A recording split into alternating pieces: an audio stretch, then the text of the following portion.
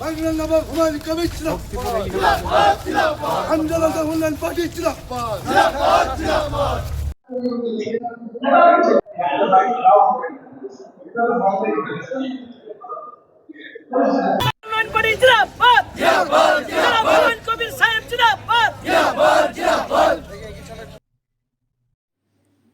মুর্শিদাবাদ জেলার বেলডাঙ্গা 2 পঞ্চায়েত সমিতিতে তুলকালাম। নজর রাখতেই হচ্ছে বেলডাঙ্গার দিকে। জানিয়ে রাখি আপনাদের এই মুহূর্তের সবচাইতে বড় খবর, বেলডাঙ্গা 2 পঞ্চায়েত সমিতিতে তুলকালাম। দুর্নীতির অভিযোগে পঞ্চায়েত সমিতির সভাপতি এবং অন্যান্য পদাধিকারিকদের বিরুদ্ধে দুর্নীতির অভিযোগ এনে অফিসে তালা ঝুলিয়ে দিলেন হুমায়ুন কবির। স্থানীয় সূত্রে জানা যাচ্ছে, দুর্নীতির আকড়া হয়ে উঠেছে বেলডাঙ্গা 2 পঞ্চায়েত সমিতি। এ বিস্ফোরক অভিযোগ তুলে পঞ্চায়েত সমিতিতে বিক্ষোভ দেখান আমজনতা উন্নয়ন পার্টির চেয়ারম্যান হুমায়ুন কবির এবং তিনার অনুগামীরা এবং এলাকার স্থানীয় বাসিন্দারা। এদিন বেলডাঙ্গা 2 ব্লকের পঞ্চায়েত সমিতিতে ব্যাপক উত্তেজনা লক্ষ্য করা যায়। সোমবার দুপুরে এই ঘটনাকে কেন্দ্র করে ব্লক চত্বরে ব্যাপক উত্তেজনা ছড়ায়। দীর্ঘদিন ধরেই পঞ্চায়েত সমিতির বিভিন্ন প্রকল্পে আর্থিক অনিয়ম এবং স্বজন পোষণের অভিযোগ উঠেছিল। এদিন বিধায়ক হুমায়ুন কবির এবং এলাকার জনগণকে নিয়ে ব্লক অফিসে হাজির হন। তার অভিযোগ, সাধারণ মানুষের কাজের বদলে এখানে দুর্নীতির রাজত্ব চলছে। এরপরে তিনি পঞ্চায়েত সমিতির মূল গেটে তালা ঝুলিয়ে দেন। বিধায়কের বক্তব্য, তালা ঝুলানোর পর হুমায়ুন কবির সংবাদ মাধ্যমের সামনে জানান, পঞ্চায়েত সমিতির সভাপতি সহসভাপতি মিলে সরকারি তহবিলের অপব্যবহার করেছেন। সাধারণ মানুষ পরিষেবা পাচ্ছে না যতক্ষণ না দুর্নীতির সঠিক তদন্ত হচ্ছে এবং দোষীদের শাস্তির ব্যবস্থা হচ্ছে, ততক্ষণ প্রতিবাদ চলবে।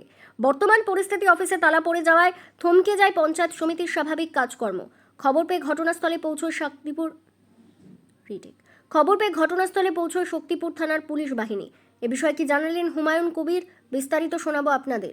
এই ভিডিওটি যারা দেখছেন, ভিডিওটি শেয়ার করবেন, চ্যানেলটি লাইক করবেন আর সাবস্ক্রাইব করবেন। আই লাভ মাই ইন্ডিয়া, মেরা ভারত মহান। দেখুন, 2023 সালে তিস্তর পঞ্চায়েত নির্বাচন হয়েছিল। সেই নির্বাচনে মুর্শিদাবাদ জেলার 26টা ব্লকের মধ্যে এই জেলায় একটা অফিসিয়ালি অনিয়ম প্রতিষ্ঠিত হয়েছিল। বিডিও ছিল তৎকালীন অংশুমান দত্ত। দীর্ঘদিন ধরে যখন বিডিও তিস্তর পঞ্চায়েতের গণনা যখন শক্তিপুর কেএমসি ইনস্টিটিউশনে হতো, সেটাকে ব্রেক করে এপার থেকে ওপারে রামপাড়া হাই স্কুলে গণনা কেন্দ্র নিয়ে যাওয়া হয়েছিল।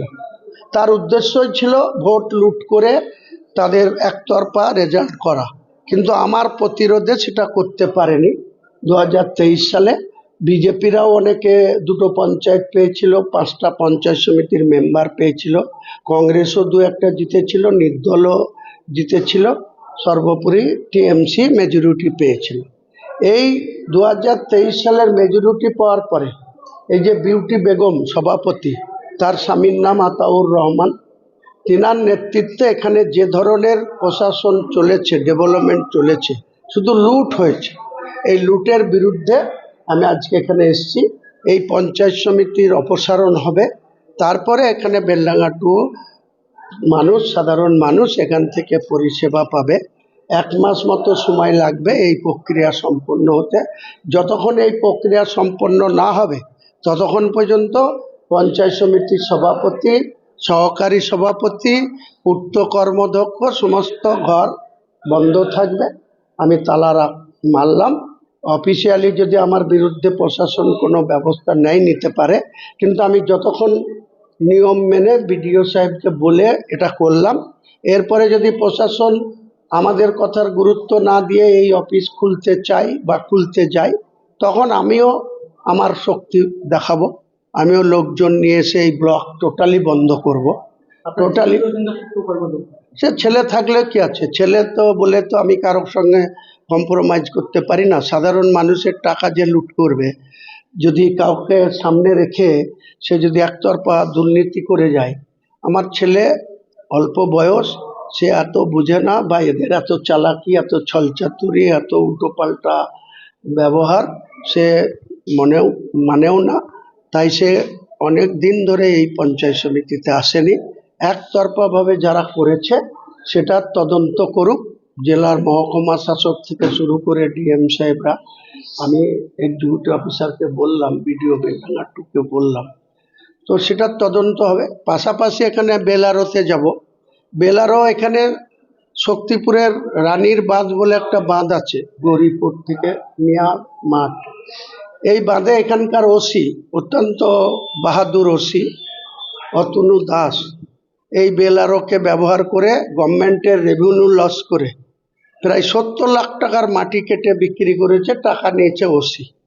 ওসি কি করে নিতে পারে? ওসির কাজ হচ্ছে আইন শৃঙ্খলা দেখার, শান্তি প্রতিষ্ঠা রাখার। সে কি করে বেলারো তাকে এইভাবে নির্বিচারে মাটি কাটতে দিল? বেলারোর কাছে যাব, বেলারো কেন এটা করতে দিয়েছে, কেন কত টাকা রয়্যালিটি জমা করেছে, যদি জমার রসিদ দেখাতে পারে তাহলে বেলারোর বিরুদ্ধেও পদক্ষেপ হবে না।